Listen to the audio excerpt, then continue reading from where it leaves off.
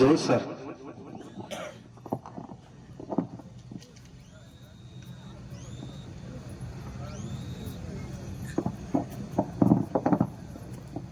आज कोर्टी या गावामध्ये आपण आजचे सत्कार मूर्ती तुषारजी धुमाळ यांना एमपीएससी मध्ये 33व्या रँक वरती सहाय्यक वन संरक्षक एसीएफ क्लास 1 ची पोस्ट जी मिळालेली त्या सत्कारासाठी उपस्थित आहोत. त्या सत्कारासाठी उपस्थित असलेले आमचे मित्र बारामती ॲग्रोचे व्हाईस चेअरमन सुभाषाबा गुळवे, आमचे मित्र तसेच आदरणीय जयवंतराव जगतापांचे चिरंजीव, त्याचबरोबर आत्ताच आपल्यामधून आपलं मनोगत व्यक्त करून गेलेल्या सविताराजे भोसले, तसेच व्यासपीठावर उपस्थित असलेले जिल्हा परिषद सदस्य माजी सदस्य कानगुडे साहेब, तसेच या पश्चिम भागातून आलेले सर्वच मान्यवर आमचे मित्र गुळवे डॉक्टर असतील, दुरंदे डॉक्टर असतील, सुहासजी गलांडे असतील, लकडे नाना असतील, तर बरेचसे सर्वच व्यासपीठावरील सर्वच मान्यवर, व्यासपीठासमोरील सर्व मान्यवर, सर्वप्रथम मी तुषारजींचं या ठिकाणी माझ्या दत्तकला शिक्षण संस्थेतर्फे जोड कुटुंबियांतर्फे हार्दिक अभिनंदन करतो.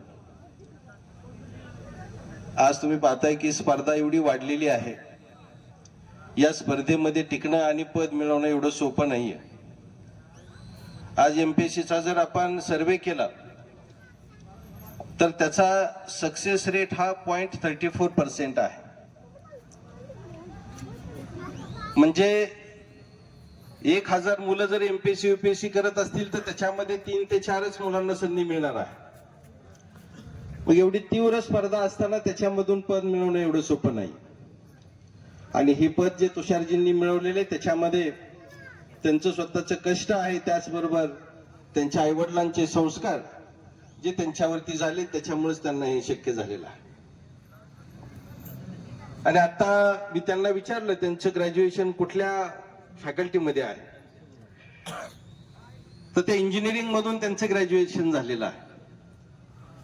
आज तुम्ही बघताय की काळानुरूप शिक्षण पद्धतीमध्ये बदल होत आहेत आणि नवीन शैक्षणिक धोरणानुसार सुद्धा केंद्र सरकार, राज्य सरकार बरेचसे बदल करतंय. मग आज कुठलं शिक्षण घेणं गरजेचं आहे, तर आपण म्हणतो जे व्यावसायिक शिक्षण, इंजिनिअरिंग असेल, फार्मसी असेल, आर्किटेक्चर असेल, तुमचे एमबीबीएस, बीएमएस, फिजिओथेरपी असे व्यावसायिक अभ्यासक्रम भरपूर आहेत.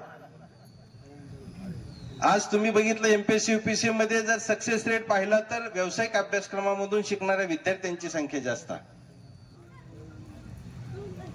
आणि आज आपल्या खेडेगावामध्ये सुद्धा ज्याला आपण आधुनिक शिक्षण म्हणतो ते शिक्षणाची सोय बऱ्यापैकी करण्याचा प्रयत्न त्या भागातील प्रतिनिधी असतील किंवा सामाजिक कार्य करणारी मंडळी असतील ते करतायत. आज आपण या ठिकाणी ज्या प्रांगणात आहोत तिथं डॉक्टर अमोल दुरंदे साहेबांनी जे शाळा उभा केली आहे त्या परिसरातील मुलांना आधुनिक शिक्षण मिळावं, इंग्रजी माध्यमाचं शिक्षण मिळावं, त्यामुळे ही संस्था या ठिकाणी झाली. त्याचं योगदान निश्चितच खूप मोठं आहे. या परिसरातील मुलांची इंग्रजी माध्यमाची सोय शिकण्याची या ठिकाणी झालेली आहे.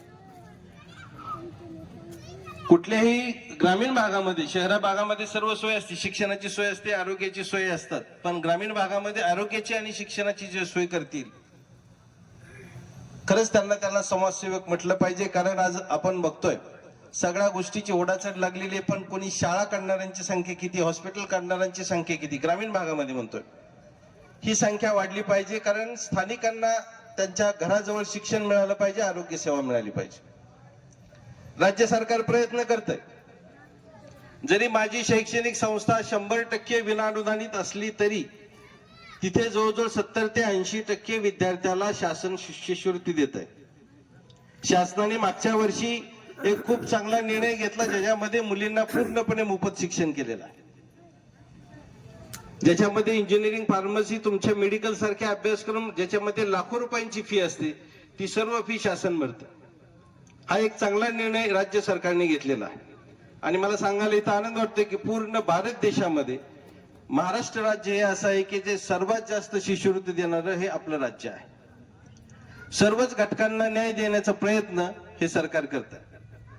आणि त्याचबरोबर कुठलाही गोष्ट आपण म्हणतो, मी जसं म्हटलं की व्यावसायिक शिक्षणाशिवाय पर्याय नाही. मग ते शिक्षण सामान्य कुटुंबापर्यंत, गरिबापर्यंत पोहोचायचं असेल तर त्याला शिष्यवृत्तीच्या माध्यमातून मदत झाली पाहिजे. त्याच्यात सगळ्याच अभ्यासक्रमाला मिळाले पाहिजे. फक्त जातीनिहाय शिष्यवृत्ती देऊन उपयोग नाही, तर त्यांना अभ्यासक्रम पण मिळाले पाहिजे. आणि जर खरंच त्याला शिकवायचं असेल तर त्याच्या राहण्यासाठी सुद्धा सोय शासनाने केलेली आहे. तुम्हाला सांगतो, व्यावसायिक अभ्यासक्रमासाठी त्यांना वसतिगृह भत्त्याच्या माध्यमातून सुद्धा शासन आज पैसे देतं. मोठ्या शहरामध्ये 60,000 रुपये देत, छोट्या शहरामध्ये 40,000 रुपये देत. डॉक्टर पंजाबराव देशमुख वसतिगृह भत्त्याच्या माध्यमातून खुल्या वर्गातल्या मुलांना, एसीबीसीच्या मुलांना संधी मिळते आणि बाकीचे स्वधार, स्वयं अशा बऱ्याचशा योजना शासनाने राबवलेल्या आहेत. त्यामुळे ग्रामीण भागातल्या पालकांना माझी एवढंच विनंती राहील की आपण फक्त मुलांना शिकवण्याचं काम करायचंय. बाकी सरकारने बऱ्यापैकी जबाबदारी शिष्यवृत्तीच्या माध्यमातून विद्यार्थ्यांची घेतलेली आहे. आणि आता जसं मी सांगितलं, त्यांचं इंजिनिअरिंग मधून शिक्षण झालेलं आहे. इंजिनियर डॉक्टरांची संख्या एमपीएससी यूपीएससी मध्ये खूप वाढत चाललेली आहे. त्यामुळे इथून पुढे मी एवढंच सांगेल, मी कुठेही जाईल त्यावेळेस शिक्षणाविषयीच बोलत असतो. कारण या देशाला बदलायचं असेल तर शिक्षणाशिवाय पर्याय राहिलेला नाही. जे महात्मा फुलेंनी 1850च्या साली त्यावेळेस, म्हणजे जो त्याला तर किती वर्ष झाली बघा, शिक्षणाशिवाय पर्याय नाही हे त्यांनी सांगितलं. आणि ते पण वाक्य आता लागू आहे की शिक्षणाशिवाय पर्याय नाही.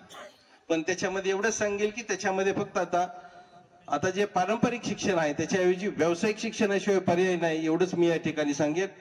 जाता जाता पुन्हा एकदा माझ्या जोड कुटुंबियांकडून, दत्तकला शिक्षण संस्थेकडून तुषारजी धुमाळ यांना आणि त्यांच्या कुटुंबियांना मी या ठिकाणी त्यांचं अभिनंदन करतो. तसेच तुषारजींना पुढील वाटचालीस शुभेच्छा देतो आणि माझे 2 शब्द संपवतो. रामकृष्ण.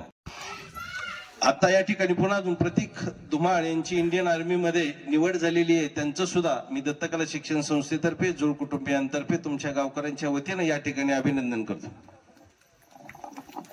धन्यवाद सर. आपण या कार्यक्रमाच्या निमित्तानं शुभेच्छा, सदिच्छा दिल्यात. यानंतर करमाळा नगरीचे दमदार लोकप्रिय आमदार, माझे आमदार आदरणीय जयवंतरावजी